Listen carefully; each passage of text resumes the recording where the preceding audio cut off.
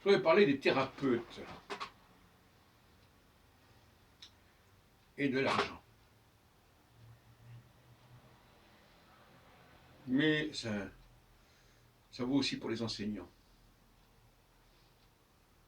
Ce que j'appelle des relations biaisées dans tous les sens du terme, et dans les deux sens. Au fond, la relation normale, c'est deux personnes qui discutent entre elles, et qui s'intéressent mutuellement l'une à l'autre.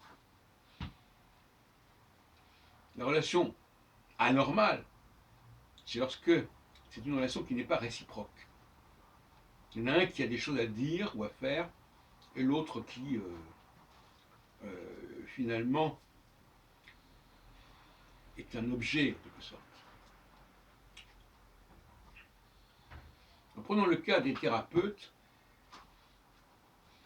Vous savez que quand je parle d'argent, je n'invente rien. On sait très bien qu'on a beaucoup écrit sur ce problème de l'argent et de la thérapie, notamment au niveau de la psychanalyse. Le fait de payer casse la réciprocité.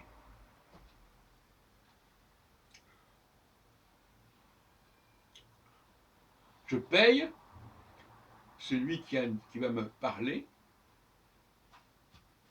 ça vaut aussi pour l'enseignant, et cette personne qui va me parler, moi je n'ai pas à lui parler. Ou plus exactement, je n'ai pas à m'intéresser à elle, au-delà de son travail qui est rémunéré. Qu'est-ce que ça veut dire? Ça veut dire que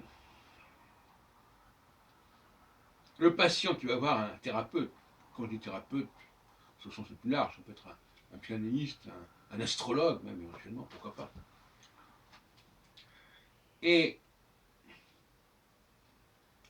eh bien,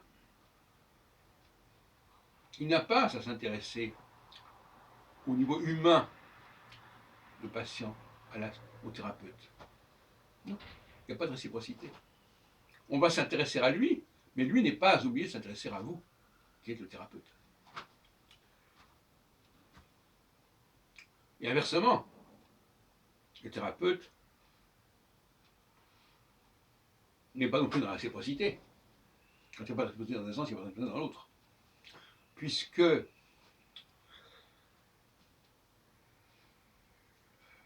on n'est pas censé s'intéresser à lui en tant que thérapeute, en tant qu'être humain.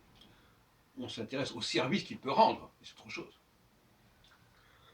Donc voilà toute une série de situations déséquilibrées, biaisées, inégales, et pour l'enseignant c'est pareil. L'enseignant, il a des choses à délivrer, mais on n'a pas à s'intéresser à lui. On n'a pas à lui poser des questions personnelles, comme on dit. Dans tous les cas de figure, toutes ces professions, on n'a pas à leur poser des questions personnelles, mais eux, ils ont des choses à vous dire ou à vous enseigner. Et donc, tout ça génère, trahit, reflète un contrat social, si on peut dire, très particulier entre les gens. Un contrat qui ne respecte pas les règles normales de la conversation, de la fréquentation de l'autre. C'est un contrat où il y a des choses qui ne sont pas permises, qui ne se font pas.